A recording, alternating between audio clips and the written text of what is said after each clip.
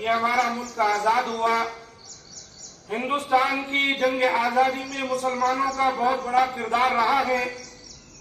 مرحوم راحت اندوری صاحب نے کہا تھا اپنے ایک شعر میں کہ سبھی کا خون ہے شامل یہاں کی مٹی میں، کسی کے باپ کا ہندوستان تھوڑی ہے۔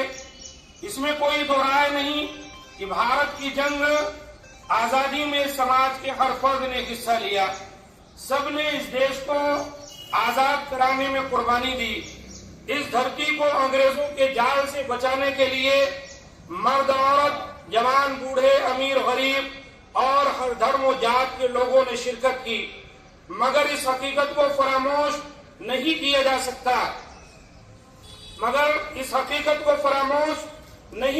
سکتا کہ تن کے گھوڑے من کے کالوں سے دو دو ہاتھ کرنے میں سب سے پہلے جو پہل کیے وہ مسلمان تھے۔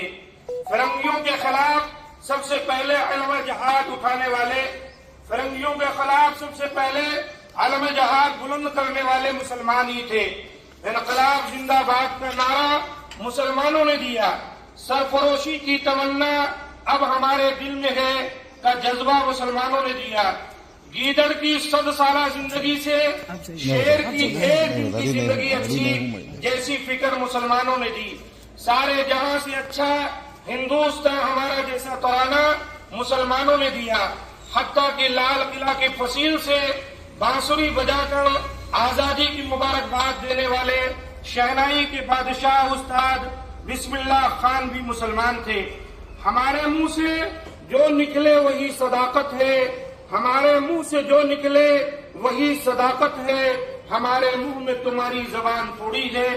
مسلمانوں نے اپنے خون جگر سے اس چمن کو آبیاری کی، اپنی آن بان شان کو قربان کیا، اپنا تن من دھن لٹایا، راہ وطن میں اپنا گھر بار دیا، اپنے بال بچوں کو چھوڑا، قید و بند کی مصیبتیں جھیلی، قید و بند کی صحبتیں جھیلی، گولیوں سے اپنے سینوں کو چھلنی کیا، ملک بدر ہوئے، اذیت ناک عذاب سے پھانسی کے پھندے کو گلے لگایا، اذیت ناک عذاب سے ولولہ انگیز خطاب کیے، بے باک مضامین لکھے، خون کو گرمانے والے اشعار لکھے، تحریکیں چلائیں، جلسے جلوس نکالے، انگریزوں کے خلاف احتجاج کیا۔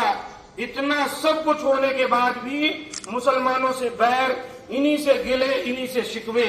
رلاتا ہے تیرا نظارہ اے ہندوستان مجھ کو، رلاتا ہے تیرا نظارہ اے ہندوستان مجھ کو، عبرت خیز ہے تیرا فسانہ سب فسانوں میں۔ بھارت کی جنگ آزادی میں مسلمان ہر محاذ پر سینہ سپر رہے، انگریزوں کے ہر سازش کو بے نقاب کیا، ان کے ہر وار کا منہ توڑ جواب دیا، فرنگیوں کی نیند حرام کر دی، ان کی اینٹ سے اینٹ بجائی، انہیں چاروں شانے چت کیا، انہیں بوریا بستر باندھنے پر مجبور کیا۔ لیکن افسوس کی قوم مسلم کو اس کا صلہ سوائے بدنامی کے کچھ نہ ملا۔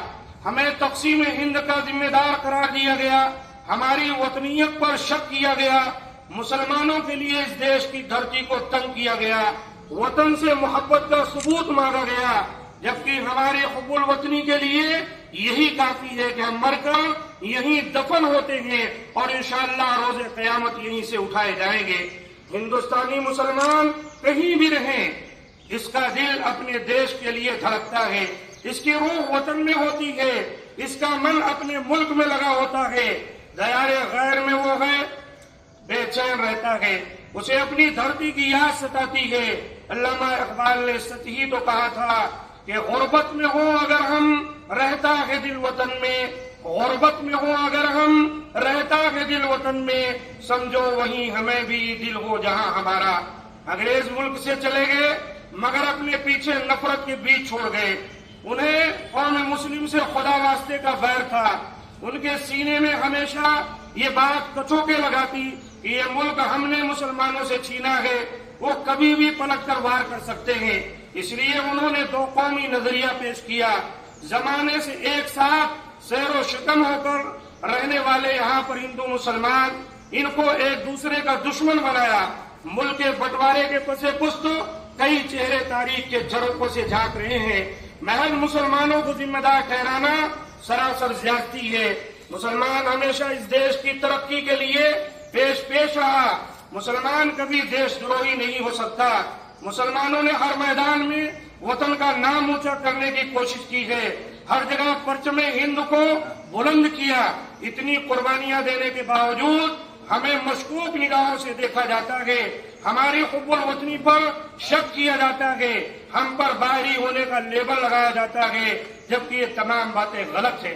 لہذا مسلمانوں کو چاہیے جنگ آزادی میں انہوں نے جس طرح حصہ لیا ہے وہ اس کو ظاہر کریں اور لوگوں کے سامنے بیان کریں، اور اپنے آنے والی نسل کو اپنی ان قربانیوں کو یاد دلاتے رہیں. علماء کرام نے بہت حصہ لیا. مسلمانوں کے تمام طبقات نے اس جنگ آزادی میں حصہ لیا. بالخصوص اہل حدیثوں نے تو بہت بڑی قربانی دی تھی، جس پر نہرو گاندھی نے کہا تھا کہ پورے ہندوستان میں جو مسلمان لڑے ہیں یا جتنی قومیں لڑی ہیں سب کی قربانیاں ایک طرف رکھ دی جائے، اور علماء صادق پور کے اہل حدیث تھے ان کی قربانیاں ایک پلڑے میں رکھ دی جائے ترازو کے، تو دونوں پلڑے میں ان کی قربانیاں بھاری ہوں گی. اس لیے عزیز ساتھیوں، ہم کو اور آپ کو چاہیے اپنے ملک کی اس آزادی کی خوشی میں ہم بھی شامل ہوں. آزادی بہت بڑی چیز ہے. انگریز ایک زمانے تک تمام ہندوستانیوں کو اپنے قابو میں رکھا اور ان پر ظلم ڈھاتا رہا، لیکن الحمدللہ یہی وہ تاریخ ہے 15 اگست 1947 جس میں تمام اہل وطن مل کر اس ملک کو آزاد کرانے میں کامیاب ہو گئے. اللہ تعالیٰ سے دعا ہے کہ ہم تمام کو مل جل کر زندگی توفیق دے. کیا ہندو کیا مسلمان، ہر دھرم کو اور ہر دھرم کے لوگوں کو چاہیے تو ایک دوسرے کے دھرم اور مذہب کی عزت کریں، احترام کریں اور لوگوں کا احترام کریں، اور اپنے ملک کی ترقی میں نمایاں کردار اپنائیں اور ادا کریں. جزاکم اللہ خیرا. السلام علیکم ورحمۃ اللہ وبرکاتہ.